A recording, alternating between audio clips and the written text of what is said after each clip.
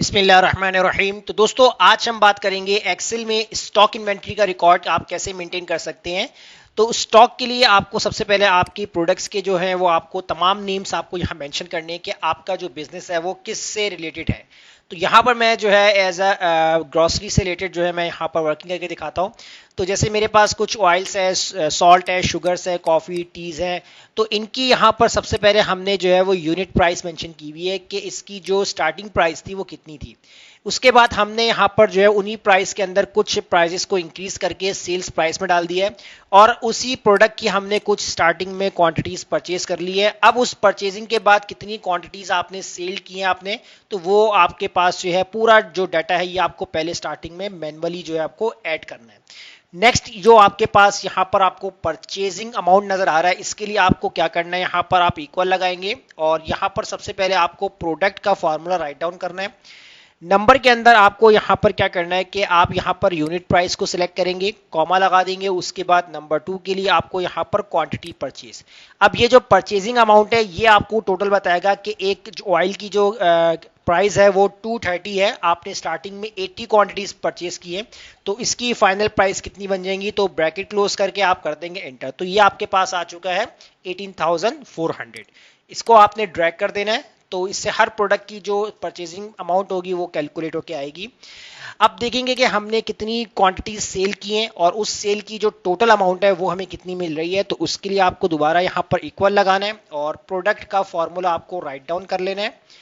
Number 1 के अंदर आपको क्या काम करना है, यहाँ पर अब आपकी जो सेल प्राइस होगी आपने इसको सेलेक्ट करना है, कॉमा लगा देंगे और जितनी क्वांटिटी आपने सोल्ड कर दी है उस वाले सेल को सेलेक्ट करेंगे, ब्रैकेट क्लोज करके आप कर देंगे यहाँ पर एंटर। तो देखिए यहाँ पर 80 क्वांटिटीज आपने परचेज की थी, तो 10 फिलहाल आपने सेल की है। तो उस सेल की जो प्राइस है वो कितनी आ गई है यहाँ पर 2500। तो आपने इसको भी ड्रैग कर देना है। अब उसके बाद आपका प्रॉफिट कितना बन रहा है, इसमें आपका कोई ना कोई मार्जिन होगा क्योंकि आपने अपनी क्वांटिटीज को जितना सेल किया है तो आपने कोई ना कोई प्राइसेस आपने इंक्रीज किए हैं। तो प्रॉफिट कैलकुलेट करते हैं, आप इक्वल लगाएंगे और ब्रैकेट ओपन कर लीजिएगा। अब सबसे पहले आपको यहाँ पर सिलेक्ट करना है जो आपकी सेल प्राइस होगी, इसको आपने सिलेक्ट करना है और माइनस कर देंगे। किससे माइनस करेंगे, यूनिट प्राइस, जो आपकी स्टार्टिंग प्राइस थी इसके साथ आपने इसको माइनस कर देना है। उसके बाद आपको ब्रैकेट क्लोज करना है और मल्टीप्लाई कर देंगे जितनी आपकी क्वांटिटी सेल हो चुकी है उसके साथ आप इसको मल्टीप्लाई करके आप कर देंगे एंटर। तो देखें ये प्रॉफिट आपके पास आ चुका है कि आपको हर प्रोडक्ट में से कितना कितना जो है वो प्रॉफिट मिल रहा है। तो जितनी क्वांटिटी सेल किया है उन टोटल क्वांटिटी का जो प्रॉफिट आ रहा है वो कैलकुलेट होके आ जाएगा।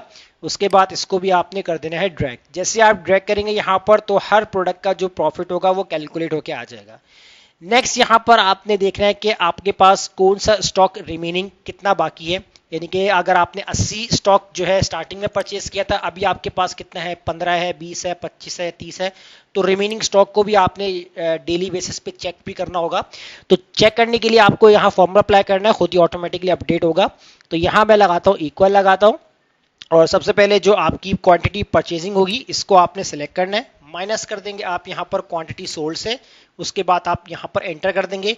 तो देखें यहाँ पर 80 परचेज किया था आपने स्टॉक, 10 आपने सेल कर दिया। अब रिमेनिंग स्टॉक कितना बता रहा है आपको, 70 बता रहा है। इसको भी आपने कर देना है ड्रैग। जैसे ड्रैग करेंगे तो हर प्रोडक्ट का जो स्टॉक होगा रिमेनिंग स्टॉक वो कैलकुलेट होके आ जाएगा।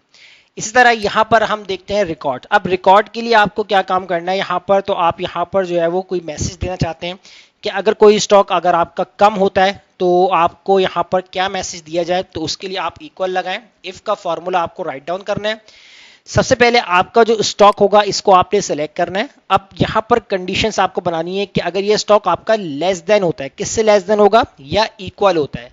अब लिमिट आप रख लें 5, 10, 20, 30, 40, 50 जितनी आपको लिमिट रखनी है। तो मैंने किया कि अगर 30 से कम हो या 30 के बराबर अगर आपका स्टॉक रह जाए तो आपके पास क्या मैसेज आए, तो कॉमा लगाएं, डबल कोटेशंस के अंदर आप यहां पर लिख दीजिएगा एंडिंग स्टॉक। तो कोई भी आप मैसेज दे सकते हैं, कोटेशन क्लोज, कॉमा। और फॉल्स के लिए आपको यहाँ पर ब्लैंक छोड़ना है तो ब्लैंक छोड़ सकते हैं, और अगर आप यहाँ पर कोई मैसेज देना चाहते हैं तो वो भी आप देख सकते हैं। तो मैंने यहाँ पर जो है वो इस तरीके से एक मैसेज जनरेट कर दिया, उसके बाद एंटर कर दिया। देखिए अभी आपके पास स्टॉक एंडिंग पे नहीं है तो अभी आपको रिकॉर्ड पे जीरो यानी कुछ भी नहीं दिखा रहा। इसको जब आप ड्रैग करेंगे यहाँ पर तो देखिए यहाँ पर आपके पास आ चुका है एंडिंग स्टॉक। देखिए यहाँ पर 30 से कम है, एंडिंग स्टॉक बता रहा है। यहाँ 25 है, एंडिंग स्टॉक बता रहा है। यहाँ पर जहां जहां एंडिंग स्टॉक है वहां आपके पास जो स्टॉक्स है वो 30 से कम हो गया है। तो ये आपको जो है वो इस तरीके से हाईलाइट भी करेगा। अगर आप चाहते हैं यहाँ पर अगर आपको ढूंढना ना पड़े, अगर आप स्टेटस नहीं लगाना चाह रहे हैं, तो अगर सिर्फ हाईलाइट करना चाह रहे हैं तो वो भी आप कर सकते हैं। तो हाईलाइट के लिए आपको क्या काम करना होगा, जिस कॉलम के साथ या जितना एरिया आपको काम करना है आप उतना ही एरिया सेलेक्ट करें। उसके बाद यहाँ पर आपके पास है कंडीशनल फॉर्मेटिंग, इस पे आप जाएंगे न्यू रूल पे, और न्यू रूल पे जाने के बाद आपको use a formula to determine वाले ऑप्शंस पे क्लिक करना है। और यहाँ आपको सबसे पहले जो है कंडीशन बनानी है, इक्वल लगाएंगे। तो ये वाला आपने जो है वो फर्स्ट सेल आपको सिलेक्ट करना है। और याद रखिएगा आपने जो है यहाँ पर कंडीशन कुछ इस तरीके से बनानी है। आपने कहा कि अगर आपके पास ये जो स्टॉक है अगर 30 से ऊपर होता है तो आपके पास यानी कि क्या प्रिंट हो जाए, याद रखिएगा कि रॉ के साथ जो डॉलर का साइन है इसको आपने हटा देना है। उसके बाद आपको यहाँ पर फॉर्मेट पे क्लिक करना है। अब आपको जो भी कंडीशंस बनानी है, जो फॉर्मेट रखना है, वो आप यहाँ पर फॉर्मेट सेल पे जाकर जो है वो अप्लाई कर सकते हैं। तो मैंने फॉर्मेट सेल पे क्लिक किया है, तो देखिए मेरे पास यहाँ पर फॉर्मेट सेल का ऑप्शन ओपन हो जाएगा। जैसे मैंने क्लिक करता हूँ यहाँ पर, अब देखिए यहाँ पर आपके पास क्या फॉन्ट कलर करना है, फिल कलर कौन सा करना है वो आप रख सकते हैं। अगर आपको लाइट ब्लू करना है तो लाइट ब्लू कर दीजिएगा इस तरीके से, ओके कर दें, और इसको भी आप कर दें ओके। तो देखिए यहाँ पर जहाँ जहाँ स्टॉक आपका 30 से ग्रेटर है वहाँ आपको स्टॉक जो है वो इस तरीके से दिखा रहा है।